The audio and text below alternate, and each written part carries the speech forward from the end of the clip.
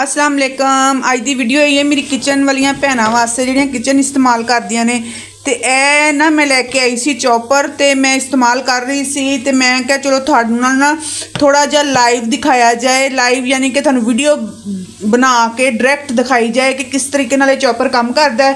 ते साड़ियाँ काफ़ी सारियाँ जो है ना मसलन के साड़ियाँ प्रॉब्लम सॉल्व हो सकदियां ने। असी टमाटर प्याज कोई भी चीज़ बड़े यानी कि चंद सैकेंड दे विच ना असी उन्होंने मैश कर सकते हैं। तो चलो जी मैं तुहानूं दिखानी है तो तुसी इस तरह का एक चॉपर अपने किचन च जरूर लैके रखो। तो इधर देखो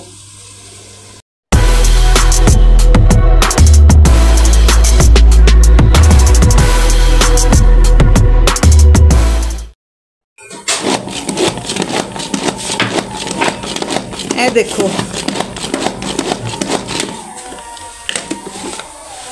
किन्ने अच्छे तरीके दे नाल ना किन्ने अच्छे तरीके दे नाल मेरे प्याज तो पहले मैं कर ले। ए देखो ब्लेड किन्ने तेज़ ने, किन्ने अच्छे तरीके नाल मेरे टमाटर ते सब्ज़ मिर्चां जिहड़ियां ने ना मैश हो चुकियां ने। ते प्याज मेरे देखो किन्ने अच्छे तरीके नाल बरीक मैश होए ने, बिल्कुल जिवें ना आपां कुंडी डंडे च नहीं कुट्टी दे उस तरह के बिल्कुल तैयार होए ने। इधर देखो तो तुसी भी इस तरह का एक चॉपर खरीदो, किचन के काम आसान बनाओ अपने। मैं आलू मटर का सालन बना रही सी तो मैं कहा चलो मैं अपनी भैनों नाल शेयर की जाए। बिल्कुल महंगा नहीं है, मैंने तो 900 रुपये का मिले है तो थानू पता नहीं थोड़े शहर च कितने का मिलेगा। बड़ा ही मसलन के सहूलत होंदी है इहदे नाल।